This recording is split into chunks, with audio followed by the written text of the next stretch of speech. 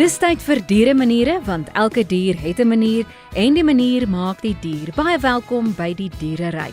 Ek is Elsje van Jaarsveld en saam met my is Wian Nel, ons produksieregisseur, en hy is ook die man wat elke week vir ons 'n dieregeluid speel. En dan kan jy raai watter dier het ons hier. So kom ons hoor wat hy vandag aan die mou voer. Wian, speel vir ons.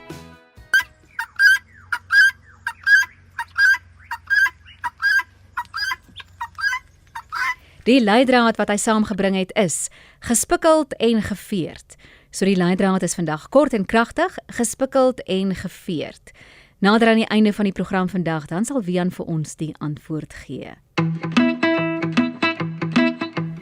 Toe ons aanvanklik begin het met dieremaniere, het ek my voorgenem dat ek dit nie sou reg kry om oor 'n slang of 'n spinnekop te gesels nie. Maar wat ek wel so met die verloop van dieremaniere agtergekom het, is dat diereliefhebbers allerhande diere het. So ek het met Jaco Jacobs, die kinderboekskrywer, begin gesels oor sy honde, sy katte, sy konyne en toe uitgevind dat hy ook 'n slang en 'n tarantula het. Sy vrou het 'n baard, 'n draakie en almal leef in harmonie saam. Daar is ook 'n grys papegaai, 'n kokkatiel en 'n budgie en op die manier het 'n slang en 'n spinnekop toe nou wel plek gekry hier by dieremaniere. Jaco se stories van diere is verblydend en die name wat sy gesin vir die diere gee is hoogs beskrywend. Ons gaan vandag 'n hond uit 'n bos uitgesels met Jaco Jacobs. Ons het nou al 24 programme vir dieremaniere vervaardig. Verlede week het ek met Michaela Brown gesels. Sy is die skrywer van 'n kortfilm Finding Optel wat oor 'n hond handel wat wegraak en die hele gemeenskap soek na hierdie hond. En Garen van Moonster het ook vertel hoe hy diere afrig op 'n filmstel om dan 'n rol in 'n film te speel. Hy het al olifante, perde en selfs hoenders touwys gemaak vir die groot skerm.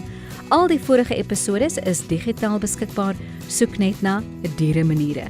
En nou vat ons die pad na Bloemfontein. Ons maak 'n draai by Jaco Jacobs.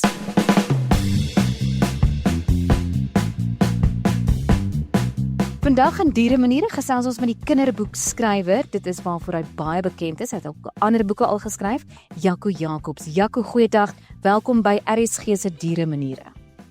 Baie dankie Elsje, dit is lekker met jou te gesels. Nou vandag gesels ons oor jou hele dieretuin wat jy daar het. Ons sal nou tel, maar daar is eksotiese diere. Jy het 'n slang. Ek verstaan jy die slang as 'n verjaarsdaggeskenk gekry. Is ek reg oor die slang? Ja, jy is 100% reg. Die slang was as ek reg onthou, my 40ste verjaardag present. En wat is die slang se naam? Die slang se naam is Duma en hy woon hier in my kantoor in sy hok. Mense is altyd bang hy seil vryer in my kantoor rond, maar ek en hy het ons afsonderlike spasies hier in my werkplek. So jy is daar in jou studeerkamer. Julle leef in vrede saam, jy en jou slang. Daar's baie ander diere ook. Julle het honde, julle het 'n kat, daar's papegaaie, die kinders het konyne, elkeen het 'n baard, 'n draakie. Ons sal by elkeen uitkom. Maar ons ken jou as 'n kinderboekskrywer, veral vir kleuters, kinders en jong volwassenes. Ek tel al amper 300 boeke. Ek weet nie of dit nou al verby 300 is nie, maar hoekom juis kinders? Hou jy nie daarvan om vir volwassenes te skryf nie? Is dit vervelig? Volwassenes is definitief te vervelig. Ek sê altyd vir mense, volwassenes is gewoond daaraan om verveel te word. Jy weet, hulle is gewoond daaraan om in toue te staan by 'n kasregister of om vorms in te vul of om na vervelige praatjies te luister. Kinders wil nie vir een oomblik verveel word nie. Dit is wat my aantrek na kinderboeke toe, jy weet.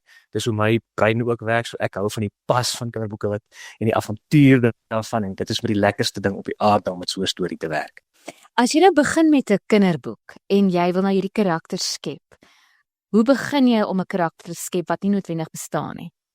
Baie keer begin dit by die storie. Dit is baie min vir my wat dit regtig by die karakter self begin. Jy weet dit begin by 'n storie-idee en dan begin 'n mens so stelselmatig die storie bevolk met karakters. Jy weet, 'n sekere storie vra vir sekere karakters. As dit 'n avontuurverhaal is, dan soek jy 'n karakter wat of baie avontuurlustig is of wat glad nie avontuurlustig is nie, wat dan in 'n avontuur pens en potjies beland. So die storie vertel dikwels sommer vir jou watter soort karakters jy nodig het en dan begin die mense hulle vleis gee en hulle werklik maak in jou kop en so. En dit is 'n verskriklike lekker proses. Nou baie van jou boeke is al vertaal, nee, Engels, Italiaans, Nederlands, Spaans, selfs Sloweens. Jy het ook al baie boeke na Afrikaans vertaal. Maar toe jy nou begin het met hierdie skrywersreis, het jy ooit gedink dat dit so groot kon word? Nee, hoegenaamd nie. Ek het op 'n klein Karoo dorpie groot geword en jy weet ek het met stories groot geword met 'n oupa en ouma wat stories en rympies vir 'n mens vertel het en gelees het en so aan. En ek het van jongs af geweet ek wou skryf, maar jy weet dis 'n moeilike ding om vir jou ouers te sê ek wil 'n skrywer word. Ek sê altyd dis makliker om te sê ek wil 'n prokureur of 'n advokaat of 'n onderwyser of wat ook al raak. Maar hoe moet ek sê jy gaan 'n skrywer word as hulle so half verskrik, jy weet wat gaan van die arme kind word. Maar ek was baie gelukkig dat my ouers my ondersteun het van jongs af. So dit was regtig, dit was my kleintyd droom net om te kan stories vertel vir 'n lewe, maar ek het nooit gedink dit sou in so 'n mate realiteit word en ek is elke liewe dag dankbaar daarvoor want dit is 'n reuse voorreg om met stories en boeke te kan werk. Nou ek tel 46 van jou werke wat al toekenninge verwerf het. Dit kan dalk al meer wees en dit gebeur sommer so jaar na jaar. Ek weet nie of mens gewoond raak aan soveel toekenninge nie, maar dit moet ook sekerlik nie jou mikpunt wees nie. Jy moet maar net besig wees met dit waarvan jy hou en waarmee jy goed is. Ja nee, jy is heeltemal reg. Dit is jy weet mense sal nie jok nie, dit is altyd verskriklik lekker om 'n toekenning te kry en dat iemand jou werk raak sien en so. Maar jy kan nooit hier voor die rekenaar kom sit en besluit ek gaan nou 'n storie skryf om 'n toekenning te wen of ek gaan 'n storie skryf om 'n prys te wen of geprys te word daarvoor nie. Wanneer jy hier kom sit, is dit net jy, daai storie en daai karakters en jou enigste plig is om dit so goed as moontlik te vertel, om daardie karakters so goed as moontlik tot reg te laat kom en natuurlik wat vir my baie belangrik is om jou leser te respekteer, om 'n storie te skryf wat ek voel wat goed genoeg is om 'n kind se kosbare tyd in beslag te neem en dit is vir my baie belangrik. So nee, toekennings is wonderlik, maar soos jy sê, dit is nie waarvoor mense dit doen. Nou as my wiskunde reg is, het jy al kinderstories geskryf nog voor jy self kinders gehad het. So daai insig, baie mense sê daai insig kom eers as jy self kinders het, maar jy het sommer van die begin af, het jy al die verbeelding van 'n kind aangegryp. Het dit gebeur nog voor jy self kinders gehad het? Ja, verseker. Ek het my eerste kinderboek geskryf toe ek 18 jaar oud was. Ek het, soos ek jou gesê het, al op skool geskryf, maar ek het nooit gedink ek gaan kinderboeke skryf nie, maar in 'n stadium het 'n boekredakteur, 'n verhaalredakteur by 'n tydskrif my gesê, "Hoor, hierdie stories wat jy vir my stuur, laat my dink jy sal baie goeie stories vir kinders kan skryf." En ek het nooit daaraan gedink nie, maar toe ek dit begin doen en op die proef stel, toe besef ek dis asof 'n mens so diep kan asemhaal en besef nou is ek by die huis. Nou kan ek my skoene uitskop, ek kan ontspan, ek kan terugsit en ek kan pret hê. En ja, ek het kinderboeke geskryf lank voor ek kinders gehad het. Ek dink in die tyd dat my eerste dogtertjie gebore is, het ek al in die 100 titels geskryf gehad. So my uitgewer sê vir my, sy dink die groot geheim daarvan is my verstandsouderdom het so by 9 jaar rond vasgesteek. En sy bedoel dat dit as 'n belediging. Dit is net mens het so ouderdom in jou lewe wat jy baie intens beleef het. En ek onthou ek het my kinderjare ontsettend intens beleef. Nou nog as ek in die nag droom, is ek baie keer terug op ons familieplaas of terug in die skool en so aan so. Ek dink dit het baie daarmee te doen, jy weet 'n mens daai tyd so helder kan herroep en die gevoelens en so aan kan herroep en ja, dit is toe my eie kinders gekom het natuurlik baie met praktiese goed gehelp soos om te weet hoe die skoolstelsel deesdae werk en daai soort van goed. Maar nee, ek het geskryf lank voordat hulle hierso was om dit mee te maak. En dan met 'n kinderboek, dis regtig so verbeeldingryk, so dit hoef nie realisties te wees nie. Dis seker wat dit so lekker maak. Dit is wat dit so lekker maak. Jy weet, wanneer ek met 'n reeks byvoorbeeld begin, ek dink byvoorbeeld aan die Professor Fungus reeks. Ek het soveel pret met daardie reeks gehad. Dis 'n wetenskaplike wat in elke boek 'n nuwe soort wetenskap-fiksie avontuur aanpak. Hy het groen hare, hy het 'n naam wat omtrent 'n bladsy lank is en so. So om dit lewendig te hou en dit alles hier in jou kop te laat gebeur is 'n verskriklike lekker avontuur. Nou as jy sê dis 'n lekker avontuur, is dit regtig jy en daai rekenaar en hierdie storie en julle geniet mekaar. Dis die 3 karakters, die rekenaar, die storie, die jy. En dis julle wat mekaar geniet. En doen maar natuurlik die slag. Dit is definitief so. Dit is definitief so. Ek vertel altyd vir mense, my kinders kom baie keer in die middag hier ingestap as hulle sommer net wil hallo sê of my kantoor is so buite in die tuin. En dan baie keer dan sit en lag gekliphard hier voor my rekenaar. En dan is dit nie omdat ek snaakse video's van kykies op YouTube kyk nie. Dan is dit regtig omdat ek besig is om hardop te lag vir goed wat karakters aanvang en so aan. So mens leef jou regtig daarin. En dis die lekkerste deel van skryf. Ek het vanoggend aan die laaste deel van 'n boek gewerk wat altyd die spannendste deel is van die storie en dan is daar daai oomblik wat jy voel, ek is nou hierso, jy weet alles rondom vervaag, jy ken nou daai karakters, jy weet wat met die storie gaan gebeur en jy is pens en potjies daar binne en dit is 'n ervaring wat jy vir niemand kan beskryf nie. Is daar nou 'n oomblik wanneer jy die storie wel agter jou kan laat, want die storie maak klaar, die bemarking begin, die boeke word verkoop, maar jy wil dalk nog so 'n bietjie in die storie bly en jy het ook nou nog 'n regte lewe. Jy's nou 'n ywerige drawwer, ons sal later daaroor gesels. En jy moet ook iewers vir die kinders kos gee en vir die diere kos gee. So daar's 'n regte lewe. Wanneer kan jy weer uit die fantasie uitkom na die regte lewe toe? Ja, nee, mens moet. Ek kry my gesin partykeer baie jammer wanneer ek wel so in die middel van 'n storie is, want 'n mens, daai stereotypiese ding van 'n skrywer wat met sy kop in die wolke leef, dit gebeur ongelukkig. Jy weet, 'n mens in jou kop is jy besig om hierdie hele wêreld aan mekaar te probeer pleis, so dan is jy so 'n bietjie op jou eie planeet. Dan lê nog die lekkerte voor van die verskyning van die boek later, van die illustrasies wat gemaak word en die bemarking en so aan, maar ek is in daardie stadium is ek klaar met die wêreld daarvan. Dis 'n bietjie anders met 'n reeks. Jy weet, met 'n reeks bly jy vir jare lank in daardie boek. Ek het die Stalmaats reeks vir perde reeks geskryf, Professor Fungus en die Zakkie Monster boeke en hulle, jy weet, hulle storie maak jy nie klaar nie. Jy maak 'n deel van hulle lewe klaar, maar iewers in jou agterkop bly hulle nog so half van die gang. Nou, dis interessant hoe die loopbaan van 'n skrywer loop en dit lyk vir my dit begin nogal as 'n joernalis. As mens nou dink aan ander skrywers, ook Marita van der Vyver, Dion Meyer, wat ook begin het as 'n joernalis en jy ook wat vir die Volksblad begin het en later vir 'n uitgewer gewerk het. Is dit maar hoe die lewe loop? Want in 'n stadium, as mens nou voltyds wil skryf, jy moet nou eintlik 'n naam hê as jy daar uitkom. Ja, die feit dat jy 'n naam moet hê is 'n sekere deel daarvan, maar vir my was journalistiek 'n sinvolle besluit om net 'n voet in die arbeidsmark te kry. Dat mense na jy gestudeer het, daarom net 'n beroep kan hê afgesien van skryf. Want mense sê altyd vir my, ek wil my werk los en ek wil begin skryf. En die realiteit daarvan in Suid-Afrika is jy gaan nie een boek skryf en jou werk kan los en brood op die tafel kan sit nie. Dit is om dit nou ongelukkig so te stel. So ek is baie mal oor journalistiek en dit was vir my 'n manier om geld te maak uit skryf en 'n lewe te kan maak uit skryf, maar ek het altyd geweet dit kinderboeke is wat ek eintlik wil doen. So ek het vir baie jare, ek dink selfs nou nog so nou en dan vryskut journalistiek, dis vir my baie lekker en is 'n heel ander veld. En dis natuurlik, jy weet, dit bly skryf, so bly kreatief skryf. Maar ek dink dit is waarom dit sin, ek dink dit is ook die rede hoekom baie jong skrywers soos die wat jy genoem het, Marita en so aan, dalk aanvanklik in die journalistiek begin. Jy weet dat 'n mens daai uitlaatklep het vir jou skryfwerk, maar ek dink in almal se gevalle vermoed ek kan nou nie namens hulle praat nie, maar in my geval was dit die behoefte om anders kreatief te skryf, het maar die hele tyd so gesluimer daarin. En die oomblik toe ek geleentheid gekry het om by 'n uitgewery te gaan werk en voltyds meer op kinderboeke toegespits te wees, het ek die geleentheid aangegryp. Nou jou wêreld is interessant, dis die een is nou die stories wat nou so fascinerend is, maar daarna is dit die uitgewer wat die besigheid daarna hanteer. Hoef jy nie te bekommer daaroor nie. Jy het die storie afgelewer en jy daai kreatiewe deel het jy geskep, maar dan is daar 'n besigheid wat moet gebeur. Daar's bemarking en daar's boeke wat verkoop moet word. Moet jy dit nog doen? Ja, verseker. Ek dink daar's beswaarlik enige skrywer, jy weet, selfs as internasionale topverkopers, die realiteit daarvan is jy moet daardie boek help bemark en uitgewers se kontrakte sê ook jy moet help om die boek te bemark. So en dis ongelukkig die geval nie almal van ons ewe gemaklik is nie, maar ek sou eintlik verkies om dag en nag agter my rekenaar te sit en net stories te skryf. Maar mens moet uitgaan en jy moet die boeke by lesers kry en in my boeke se geval help dit baie om na skole toe te gaan en met die kinders oor die boeke te gesels en dis eintlik lekker, jy weet.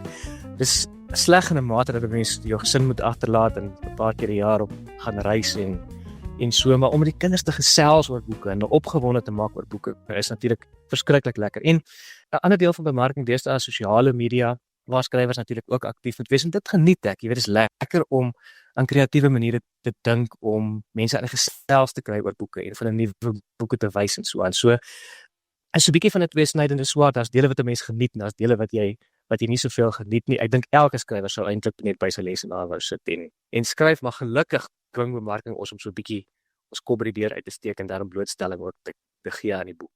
Nou mense sê skryf kan alleen wees, maar as daar soveel karakters saam met jou agter die rekenaar is, dan klink dit nie vir my alleen nie. Ek het nog nooit regtig aan skryf gedink as skryf is alleen in die sin dat dit is nie 'n sosiale aktiwiteit nie, maar dit is vir my 'n eensame proses nie. Ek is op my gelukkigste as ek, jy weet, soos jy sê, tussen daardie klomp karakters sit.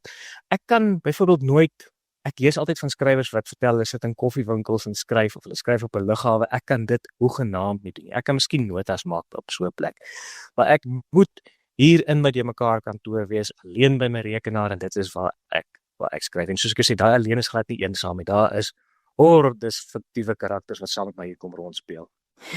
En soos ek verstaan, dit is 'n redelike roetine wat jy elke dag volg. Skryf is jou werk, dis nie 'n stokperdjie nie. Dit is hoe jy 'n inkomste verdien en dit is vir jou baie lekker, maar elke dag is daar min of meer 'n roetine wat jy volg. Jy's 'n ywerige drawer en dit hou jou dalk geaard.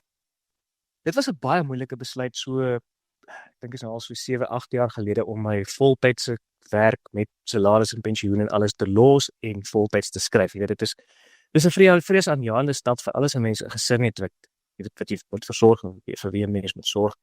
Maar ek dink wat my behoud was in 'n sin, ek het vir jare van die huis af gewerk, selfs toe ek voltyds vir 'n uitgewery gewerk het. So 'n mens moet jouself daai roetine aanleer van, jy weet, 'n 8 tot 5 roetine of hoe ook al. Ek het deesdae volg nie 'n vaste 8 tot 5 roetine noodwendig in daardie sin nie, maar wat ek doen is ek staan in die oggend baie vroeg op. Op 'n gewone weekdag staan ek so 3:30 se kant op. Dan gaan draf ek gaan gym en ek sorg dat ek so net voor 6 by die huis is om die kinders te help versorg en so aan. En dan probeer ek om 8:00 by my lesenaar te sit, te werk. Gewoonlik is dit die tyd wanneer ek kreatief skryf, maar ek is 'n oggendmens totaal en al. So dan is my brein lekker vars en ek kan kreatief wees en so. En dan probeer ek om in die middag meer admin te doen. Ek is baie sleg met admin werk en so aan. So ek probeer e-posse beantwoord en boodskappe beantwoord en mense terugskakel en so aan. En ek moet sê daai roetine, as dit eers vasgelees dan werk. Jy weet, dit werk vir my. So en dan in die middag van 4:00 af is my drein pudding. Dan kyk ek saam met my gesin of vat die kinders sport toe wat daar ook al is om te doen. En Ek gaan slaap natuurlik baie vroeg. Ja, ek wonder dit was my volgende vraag. Ek hoop jy weet 8:00, 9:00 is jy al in die bed om krag te hê vir daai gym sessie die volgende dag. Goed, so jy het daai roetines gevestig en dit werk, jy weet dit hou mense ook uit die aard van die saak die masjien aan die gang. Nuwe karakters kom in, die karakters word in boeke vasgelê en dan is hulle uit jou deur uit en daar is jy en doe maar dan weer agter jou rekenaar. Is daar nou al van jou diere wat karakters geword het in die boeke? Jou troeteldiere. Ek moet nou mooi dink. Ja, dit het al gebeur. Ek sal hulle nooit, dis net soos mense. Ek sit nooit mense wat ek ken direk in 'n storie, maar my steel altyd so 'n bietjie hier en 'n bietjie daar. Ek is nou op die oomblik besig om te skryf aan 'n boek waarin daar 'n skaaphond is wat wie se naam nie Oreo is soos ons skaaphond nie, maar alles wat hy doen is soos wat Oreo sou doen. Ek is verskriklik lief vir die skaaphond. Is eintlik my oudste dogter se hond, maar hy is my skaduwee. En dan het ek al rympies geskryf oor mense wat 'n slang as 'n troeteldier het. Ek het al prenteboeke geskryf oor 'n slang as 'n troeteldier want dit is vir kinders 'n fascinerende ding. En interessant genoeg, ek het verlede jaar 'n boek geskryf en dit het einde laas jaar verskyn met die naam Die Weerligvoël. En dit is so 'n avontuurverhaal wat op 'n eiland afspeel waar 'n miljonair is met 'n prehistoriese voël daar ontdek en dan die prehistoriese voëls probeer bewaar. En dit was nogal interessant. Jy weet, dus mense kan op die internet gaan kyk hoe die goed gelyk het wat miljoene jaar gelede geleef het. Die sogenaamde terror birds. Maar ek het myself betrap dat terwyl ek nou hierdie voël moet beskryf, jy weet sy bewegings en hoe hy mak gemaak word en so, het ek die hele tyd my eie hond se oë en sy manier van beweeg en hoe hy reageer as hy bang is of hoe hy reageer as hy opgewonde is, hoe mense dit daarin werk. So in so 'n geval help dit om diere te ken, jy weet dat jy oortuigend daaroor kan skryf. Nou gee vir ons die verloop van sake, hoe het julle al die troeteldiere gekry? Goed, daar is 3 honde. En dan is daar ook 'n kat, daar's papegaaie, daar's baarddraakies, 'n kokkatiel, die slange, die konyne. Goed, begin op 'n punt. Watter een van daai troeteldiere is die oudste en die langste by julle? Kom ek sê vir jou wat gebeur het. Ek het destyds, ek het jou gesê ek het op 'n plaas groot geword. Ons het in my skooljare op die dorp gewoon, maar ons het die plase behou en elke naweek plaas toe gaan. My pa boer nog steeds in die Karoo. So toe ek universiteit toe kom in Bloemfontein het my pa vir my so 1-man woonstel gekoop, 'n piep klein plekkie.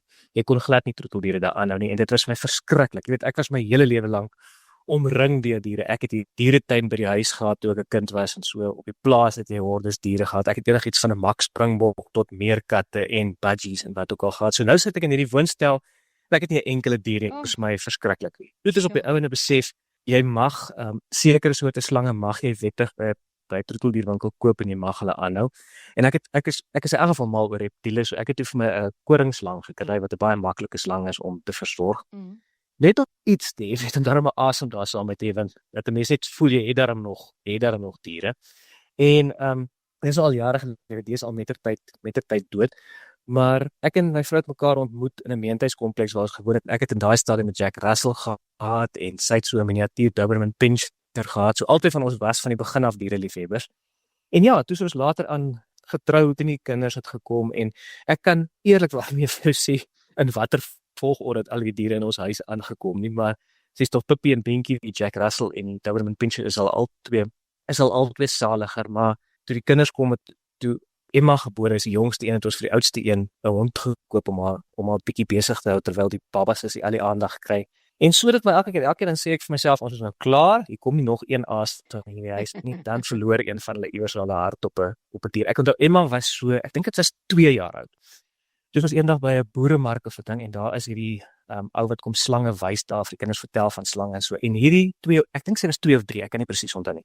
Maar hierdie kleine fynne dogtertjie het haar hart verloor op daardie slang en sy het vir ons gesmeek. Dis al wat sy vir haar verjaardag wil hê, is 'n slangkoek en 'n slang. En dit was met die vreemdste ding, jy weet, dat so 'n jong kind so fascinasie met het en sy het toe op die ander slang vir haar verjaardag gekry en dit het net fantasties gewerk. Sy het hom later skool toe gevat en vir die kinders gewys en so en sy is verskriklik lief vir hom. So soos ek jou sê, alles het sommer geleidelik gekom. En die konyne het hulle ongelooflik lief. Hulle versorg daai. Hulle het al vir die konyne toertjies geleer doen. Ek het eens geweet jy kan so iets doen nie. So hier is 'n vreeslike klomp diere, maar almal van hulle is vreeslik geliefd op hulle eie manier. Jo, goed, so dis die konyne, daar's budgies ook. Wie kyk na al hierdie diere? Het elkeen amper ek ons sy gebied, hierdie is my dier en ek is verantwoordelik vir die kos en die roetine van hierdie dier. As die dier ook siek is, moet ons kom aanmeld. My budgie is nie wel nie. Ja, nee, verseker. Elkeen weet watter troeteldiere is hulle verantwoordelikheid. Die kinders weet in die oggende voor skool moet hulle die hase gaan oopmaak en hulle moet hulle vars kos en water gee. Hulle moet in die oggende die budgies versorg en so aan. En dis my verantwoordelikheid meestal om te kyk dat die kat toegemaak is in die aande. Hy slaap elke aand binne in die waskamer. So elkeen het so sy plek. Ek sorg dat die slange gevoer word en so aan, want die kinders hou nie daarvan om te kyk hoe die slange 'n muis eet nie. So net dit ek van die begin af gesê sal my verantwoordelikheid wees. Maar jy weet, dit is natuurlik ook 'n fantastiese manier om kinders van baie kleins af verantwoordelikheid te leer. Om vir hulle daai routine te bring van vir iets sorg en as jy nie daarvoor sorg nie, dan gaan jy die vrugte daarvan pluk. Ons het gelukkig nog nooit diere op daai manier verloor wat hulle iets vergeet. So ek en Elise maak maar altyd seker dat ons kyk maar altyd veral toe hulle kleiner was dat hulle mooi versorg is en so. En die ander ding van troeteldiere is natuurlik die realiteit van partykeer gaan een van hulle dood. Ja. Dit is altyd 'n tranendal hier by ons. Ek en Elise kan al sê waar alles begraaf is in die tuin. Ons altyd so hondjies wat later oud geword het en uitgesit moes word en so is hierso begrawe. En dis natuurlik 'n verskriklike traumatiese en hartseer ding vir die kinders, maar ons sê altyd, jy weet, dis nodig. Hulle moet daai deel van lewe ook beleef en ek dink hulle leer eintlik baie lewenslesse en baie vaardighede daardeur en deur daardie proses. Nou ek kan dink dat die skaaphond redelik vredelievend is teenoor al die diere, maar die Jack Russell, so as die budgie nou byvoorbeeld buite die hok is. Wat doen die Jack Russell, want hulle het nou eintlik hierdie jaginstink? Ons vermy daai konflik. Ons bring hulle nooit naby aan mekaar nie. Ja. Die budgies is gewoonlik kouvoeltjies. Hulle kom nie uit hulle koue uit nie, maar Elise het byvoorbeeld 'n handmak gemaakte kokatiel en dis al sy partykeer sy naam is Cuddles en haar naam is Cuddles en Cuddles hou regtig van Cuddles. Kokatiel se naam is Bubbles en Bubbles hou van Cuddles. Sy kan hier in die Elise se nek inklim en so en dan sorg ons maar net dat die honde dat die Jack Russell byvoorbeeld nie naby is en die skaaphond steur hom nie aan die ander diere nie so nee, maar mens verby maar die konflik. Ons het in 'n stadium 'n African Grey wat my pa in 'n stadium by een van sy vriende gekry het wat nie meer die dier kon aanhou nie. En die arme voel het dan my pa se duwe ook gebly. Dan sommer saam met die duwe buite op die gras rondgeloop en so. Ek was doodbenou dat die honde die papegaai sou vang. Ons weet die papegaai het verskriklik lief geraak van my in vakansie en toe die op 'n saam met ons huis toe gekom. So Cleo is deesdae ook deel van die versameling hierso. Nou so klein soos haar jokkie is, kan haar jokkie ook nogal verwoesting saai onder ander diertjies en voëls. Ja, ek moet sê ons het gelukkig nog nooit enige voorvalle gehad waar een ding aan 'n een gebyt of aangeval het en so nie. Ons het 'n stadium toe die skaaphond jonk was dat hy nie Jack Russell het. So ek keer wat het die skaaphond net Jack Russell gebyt, maar ons het toe maar hom vers toe gevat en laat kastreer en dit het die moeilikheid heeltemal opgelos. Hulle is deesdae baie lief vir mekaar. As jy weggaan nou met vakansie, of kan jy glad nie weggaan nie, want daar's 'n hele dieretuin wat versorg moet word. Hoe werk dit?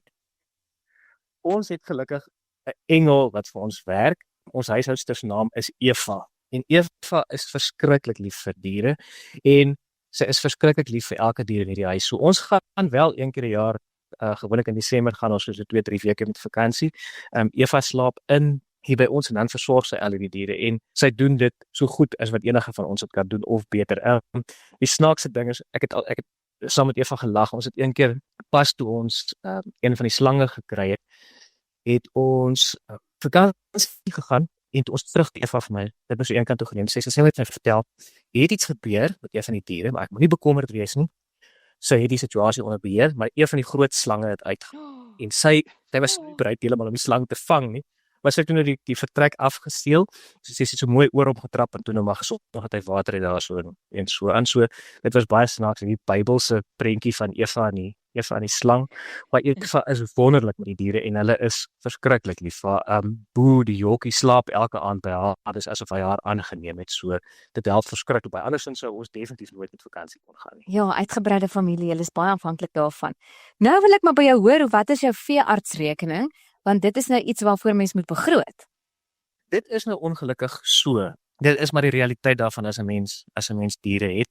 So dis nie 'n maandelikse uitgawe nie, maar dit gebeur soms dat een van die honde siek raak. Ja. Ek het een van die kinders se haas siek geraak en moes ekstrale kry en so. En dan is dit maar 'n skok op 'n mens se finansiële stelsel. Maar ons is so lief vir hulle. Jy kan ook nie anders nie. Ons sal nooit 'n kans vat en een van die diere nou maar net nie veearts toe vat nie, maar dit is natuurlik die realiteit daarvan. En die ander probleem is, wanneer die mense eksotiese troeteldiere het, soos die slange en selfs voëls, is dit nogal moeilik om altyd 'n veearts te kry. Jy weet, soos Elise baarddraakie, ook die bearded dragon.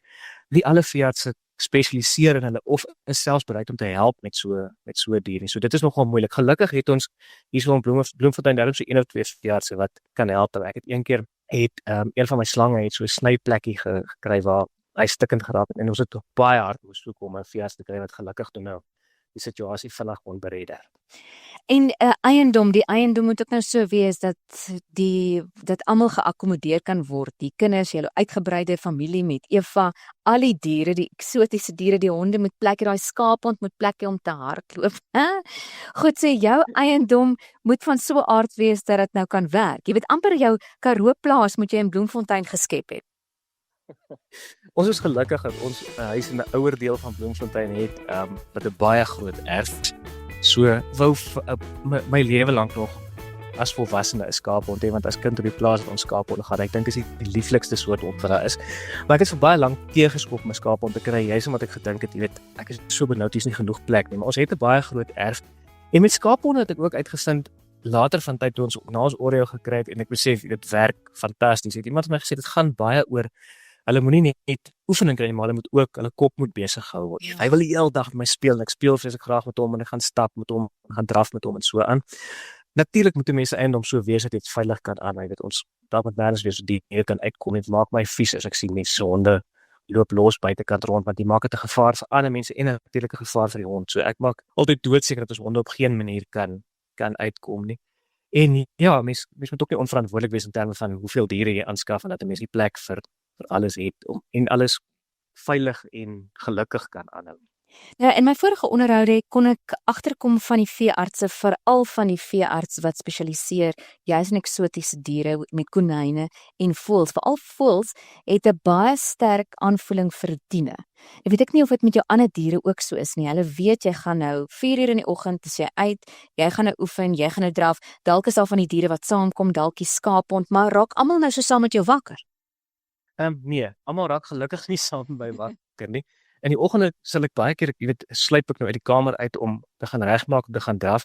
En die papegaai se ore is baie fyn. So dan sal sy partykeer so in die donker gesê, kom, so half 'n skrikkerige stemmetjie, net as sy wil vra wie is nou hierso.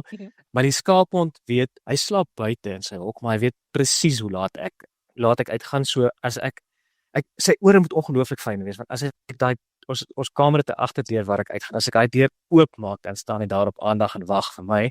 Hy stap saam met my tot by die hek. Ons sê daar vir hom tata en ek gaan draf en as ek terugkom, dan sit hy weer op aandag hier en wag vir my. En hy weet natuurlik ook wanneer dit tyd is vir homself om te gaan stap en wanneer hy kan gaan saam draf en so. Hy weet dis altyd in die middag. Ek vat hom nooit in die oggende saam met my en dan gaan ek gym toe ook.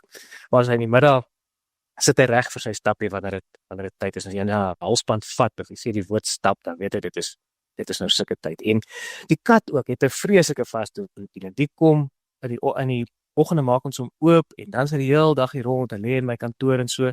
En teen die middag hier so 4:00, 5:00 kant wanneer Eva klaar gewerk het, dan weet die kat ook is dit dat hy nou gaan slaap. So dan kom Mel en hy soek sy kos en ons maak hom toe. So dit is ongelooflik hoe mense huisroetine ook so half rondom die dier vorm aanneem. En die kat se naam is Strikkie, maar die katte en die honde is hulle heeltemal in vrede met mekaar. Hulle is nie bekleierig nie. Nee, glad nie. Dit is vir my een van daai goed wat ek weet nie of dit van Tom en Jerry kom of wat nie, maar ek het nog eintlik in al die jare wat ek katte en honde gehad het en ons het as kind ook altyd honde en katte gehad, het ek nog baie min konflik tussen katte en honde gesien eintlik. Ek weet nie of dit met 'n sekere kat, met 'n sekere soort kat of 'n sekere soort hond te doen het nie, maar Strikkie het net eenvoudig van die begin af, ek dink hy het net eenvoudig die honde laat verstaan jy gaan nie met my moeilikheid soek nie en hy was nooit bang vir my. Ek dink 'n kat wat sal vlug vir 'n hond, jy weet, dit sal begin hardloop en so maak daai jaginstink hulle wakker, maar hierdie honde het nog nie een keer met die kat moeilikheid gesoek nie en die kat sal baie keer as Oreo nader kom dan vlei hy hom so teen Oreo aan. Ryk aan mekaar en so en dan los hulle mekaar verder uit. So nee, ons het nog nooit enige moeilikheid gehad met. Ons het nog nooit daai tekenprent situasie gehad van die hond wat die kat al om die huis jaag en so het hy. Nou die name wat jy kies, dis kleurryk hoor. Oreo, Otto, Strikkie, Cleo, Bubbles, Coco en Zaro. Dis nou die budgies en die konyne, nee, konyne is Coco en Zaro. Dan Duma, Charlie, een van die baarddrakies. Het jy nie ook 'n baba tarantula nie? Ons het eintlik net Elise het 'n baardraakie, maar ek en die kinders en Elise het elke 'n baba tarantula in hierdie stadium, maar hulle het my net nie 'n naam nog. Ek het besluit ek moet eers groot raak dat ek persoonlikheid kan kry voor ek vir hom 'n naam gaan kry by daarby pas. So is dit dan moet die persoonlikheid weerspieël wat die persoonlikheid is, die naam moet weerspieël. Dis altyd 'n groot storie. Dit hang af wie elkeen van die troeteldiere in ons huis behoort aan 'n sekere iemand. Ek is eintlik een met die minste troeteldiere, die kinders het natuurlik die meeste. So wie se troeteldier dit ook al is, kry altyd die voorreg om die naam te kies, maar die res van ons gee natuurlik voorstelle en so. En ek sê altyd vir hulle jy moet 'n dier so 2-3 dae hê voor jy vir my perfekte naam kan kies, want jy moet iets kies wat daarbey pas. Dis altyd 'n heerlike kreatiewe speletjie. Ek sê altyd moet nie te lang naam kry of so net iets wat lekker kan roep en so, maar dit is altyd 'n heerlike speletjie om vir hulle die perfekte naam te kry. Oreo is byvoorbeeld natuurlik swart en wit, so dit is waar die naam vandaan kom en die konyne se name kan ek lankal nie onthou waar dit vandaan kom nie. Mia, my ouste dogter het haar tarantula gekry net toe sy in 'n baie groot Harry Potter en Lord of the Rings fase was. So ek dink haar naam is Aragog as ek reg onthou. Ek dink dit is die spinnekop in Harry Potter of in Lord of the Rings. Ek kan nie onthou watter een nie.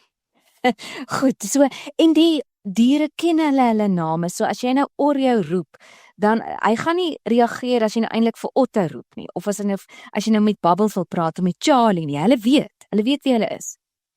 Dit hang af van watter van jy praat. Oreo ken natuurlik sy naam baie goed. Al die honde ken hulle naam baie goed. Die slange gaan ek nou nie vir jou waarborg kan op hulle name reageer nie. Die name is maar meer vir ons om hulle uit mekaar uit te ken en Charlie die baardraakie weet ek of nie reg vibes het. Maar die konyne byvoorbeeld ken hulle name en die voëls ook. As ons so deur die huis loop en ek roep Bubbles, dan kies ons hoor die kokkatiel daar aan die ander kant antwoord gee. So dis eintlik ongelooflik hoe slim hierdie diere is. 'n Tarantula, hoe sien mens om na 'n tarantula? Hoe versorg jy so 'n diertjie?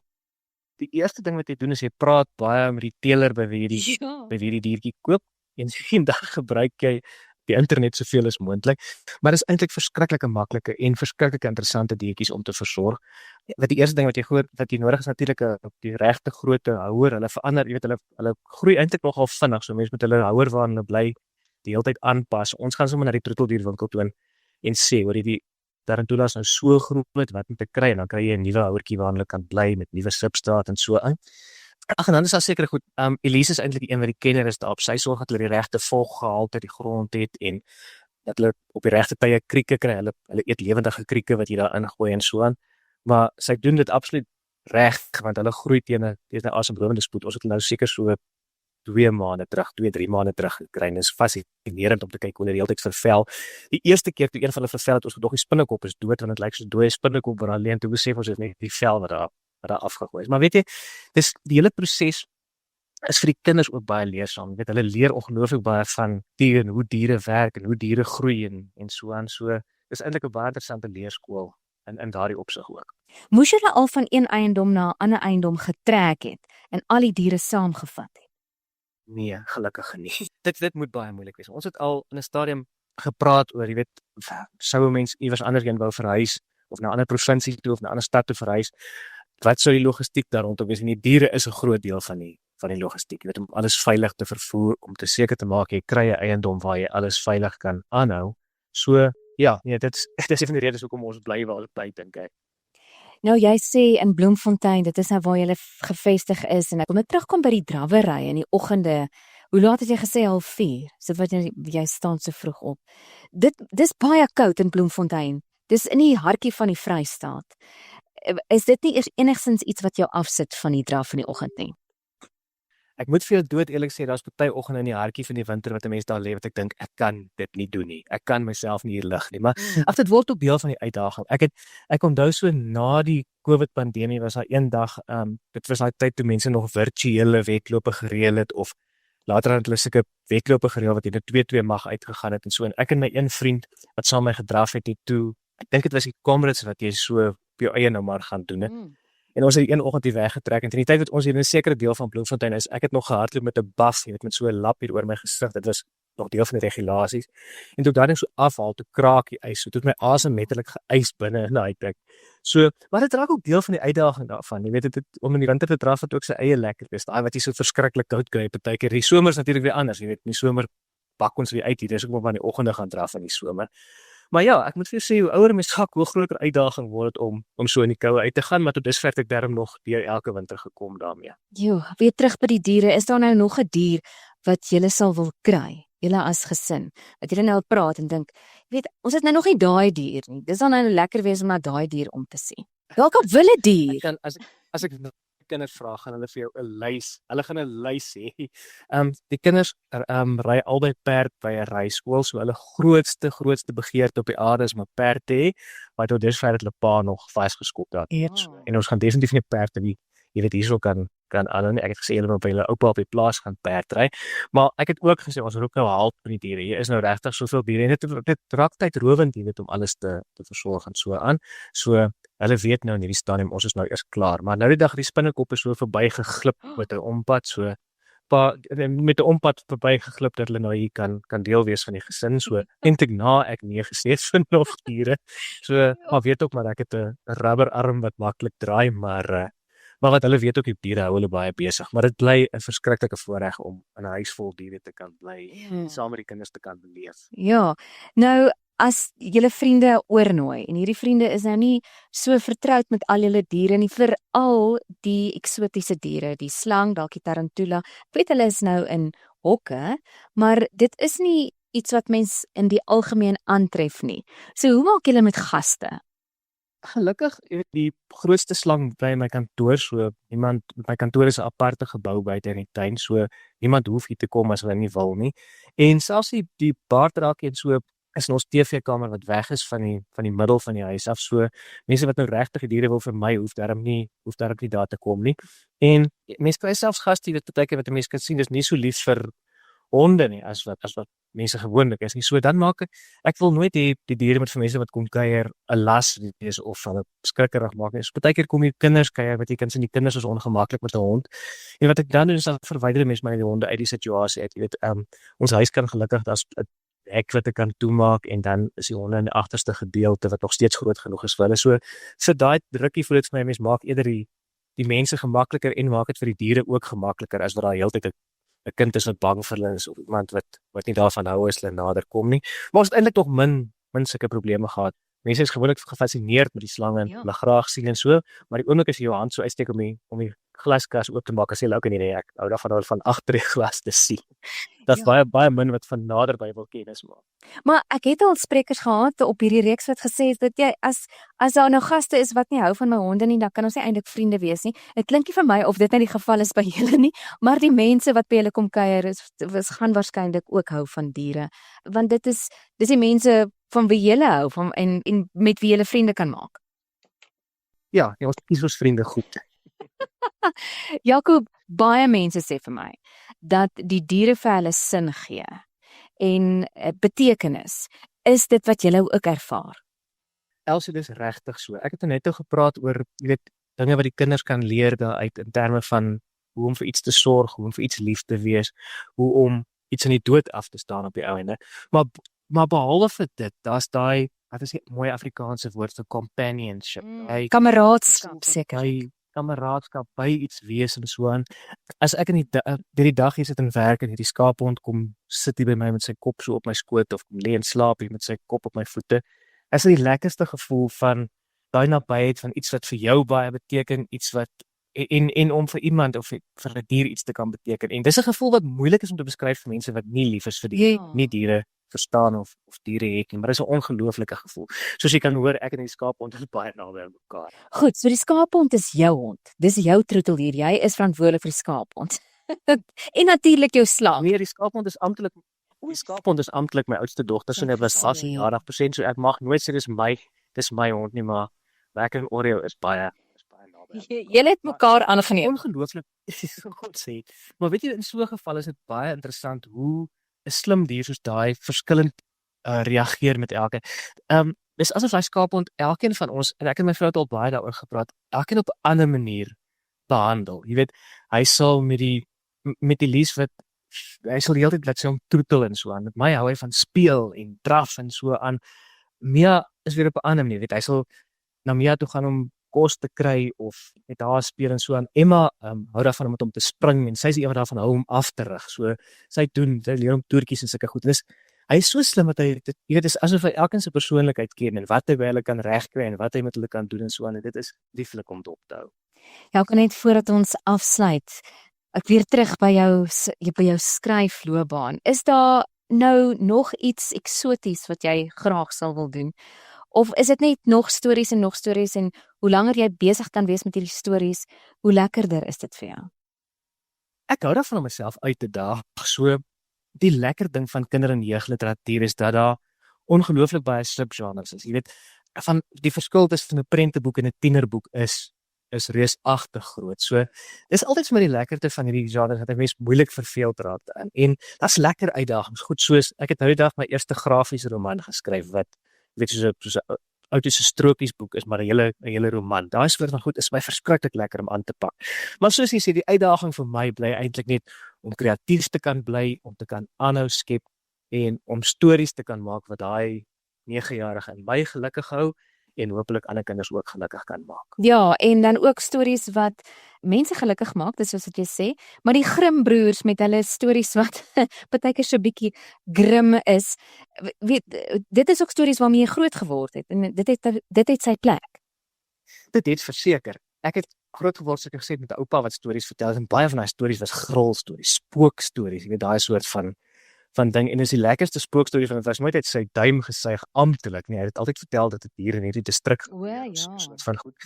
So en dis natuurlik van die lekkerte van stories daar wat jy laat gril. Die mens, dis 'n veilige gril. Jy weet, as kinders 'n grillerige storie lees dan doen jy dit binne die veilige konteks van 'n boek wat ek lees. Nou ja, party van dit kan bang word en so, dit moet 'n mens vermy.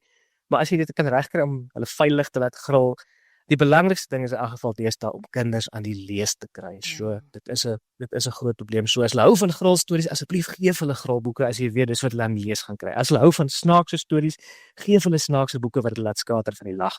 Wat jy ook al kan doen. As hulle hou van feiteboeke, gee vir hulle boeke oor slange en die ruimte en vragmotors en wat ook al. Die belangrikste is dat jy vir 'n kind 'n boek in die hand kan gee wat hom of haar aan die lees kry. Maar jou kinders is nou al 'n bietjie ouer, maar toe hulle nou nog so verbeelding gehad het jy seker in die aande vreeslike stories soms so op die ingewing van die oomblik vir hulle vertel. Ons het altyd so, veral in die vakansietye het ons so 'n tradisie gehad. Ek kan nie meer onthou hoe dit begin het nie, maar ons het 'n karakter met die naam Agapoortjie gehad. Ek het al baie keer Agapoortjie se naam vergeet, maar as dit vakansie is, dan het ek sulke stories oor Agapoortjie wat ek in die aande vir hulle vertel en dit is die grootste snert wat ek nooit in my lewe sal skryf nie, maar dit alles sal dit vir ewig onthou. En alles wat ons in 'n vakansietyd doen deur die dag, beleef Agapoortjie natuurlik tot die oortreffende trap in die aande as ons stories vertel. So, ja, wat ook vir my lekker was, jy praat nou van die verbeeldingryke tyd, was wat ek baie keer met hulle gedoen het, dan begin ek 'n storie vertel. Dan begin ek so saadjie plant van 'n storie, as ek okay, vertel julle twee nou verder. Laat jy 'n pas in by en jy 'n pas by en dan besef mense die diepte van hoe ryk 'n kind se verbeelding kan dan wees. Dis die mees fantastiese tyd wat 'n mens saam met jou kinders kan deurbring daai. Wat is die ouderdom wat hulle dan al begin weet jy praat nie die waarheid nie? Is daar 'n tipe van 'n barometer wat mens weet, okay, by 6 of 7, dalk 'n bietjie jonger al, kan hulle jou uitvang? Dit hang af hoe goed jy kan jok. O, Ons het byvoorbeeld die vakansie, as ons verveeld is op die lang pad en ons ry deur 'n klein dorp, ons nou deur Smithfield gery. Dis sê ek vir die kinders of hulle weet waar die dorp Smithfield se naam vandaan kom. Nou ek weet niks van geskiedenis nie. Moenie vir my vra waar die dorp se naam vandaan kom, maar ek het 'n vir die lang storie vertel van die tannie wat koeksusters gebak het in die oorlogtyd. Maar toe het al die suiker opgeraak en daar was nie meer koeksusters nie. En toe het sy so depressief geraak dat sy later die dorp se naam daar in klippe gaan uitpak het. So dit was 'n lang snert storie en die twee kinders Eddie het altyd aan my lippe gehang tot so 'n punt wat Mia so kyk, sy sê ek glo dit nie. Hierdie hele storie is 'n jok storie. So, hulle weet tot vandag dit is my die lekkerste ding om stories op te maak en hulle te probeer uitvang daarmee, maar om jou vraag nou 'n bietjie meer ernstig te antwoord, daar kom so 'n tyd, ja, dit is hier so 8, 9 jaar wat 'n mens begin agterkom hulle is nie heeltemal so vasgevang in die stories wat jy vertel of deur die leuen van die storie wat jy vertel of deur die fiksie daarvan nie, wat jy kan agterkom hulle begin so deur dit sien, maar weet jy wat is die lekkerste daarvan? As 'n mens dit met oortuiging doen of jy doen dit met soveel pret, dan hou hulle aan om saam te speel. Al weet hulle, dis is maar soos kinders met die paashaas en so aan. Jy weet, hulle sal nog steeds aanhou om saam te speel dat daar paashaas is, al weet hulle daar bestaan nie regtig so iets nie. En dit sommer net om daai lekkerte aan die gang te hou van daai fantasie en daai speletjie. Jaco, dit is nou so lekker om te gesels. Ek as jy net vir my 'n storie vertel van as al hierdie nou net stories was van die diere sou ek jou ook geglo het. So jy jok vreeslik goed. Dis iets wat jy kon regkry. Ek jok verskriklik goed. Ons het met die kinders baie klein was, het ek byvoorbeeld met Mia, dan ry ek en sy, dan sit sy in 'n trolley in 'n supermark. En dan sê ek vir ek weet hoe om ons onsigbaar te maak. En dan sê ek my towerwoorde en dan stap ons daar deur die winkel. En jy weet mense is besig met hulle eie goed. Hulle kyk nie noodwendig vir jou as jy in 'n winkel rondstap nie. Mense ignoreer mekaar. En hierdie kind was 'n vervoering om te besef ons is onsigbaar. Niemand kyk vir ons. So ja, dit is my heerlik om te jok. Jou towerwoorde, wat is jou towerwoorde? Op daai oomblik het jy dit uitgedink. Jaco, baie dankie. Ja, Dieremaniere het jy vreeslik geniet en ek dink dit was nou die eerste onderhoud wat jy oor jou diere gehad het. Gewoonlik praat mense oor jou literatuur en die poesie en die kinderboeke en alles wat daarmee saamgaan in die skryfwerk. Baie dankie dat jy vandag jou dieretuin met ons gedeel het. Baie dankie Elsie, dit was heerlik vir my en vir my dieretuin.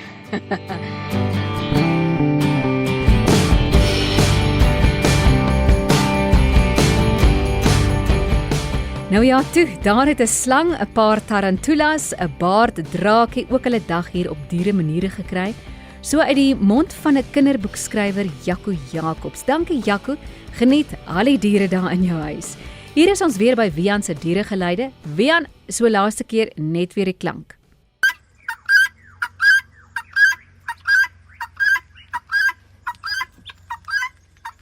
Met die leidraad gespikkeld en geveerd. Dit is die klank wat 'n tarantaal voortbring. Ek was in Laerskool Brits en daar was 'n groot trop tarantale op die skoolgrond. Ek wonder of dit nog steeds so is. Elke nou en dan het die tarantale saamkom netbal speel. Hulle was baie welkom. Volgende week vat Dieremaniere die pad Nelspruit toe om vir Chimpansee te gaan kuier. Ek nooi jou nou al saam. Dankie dat jy weer vandag by Dieremaniere aangesluit het. Gaan luister gerus na al ons vorige uitgawes.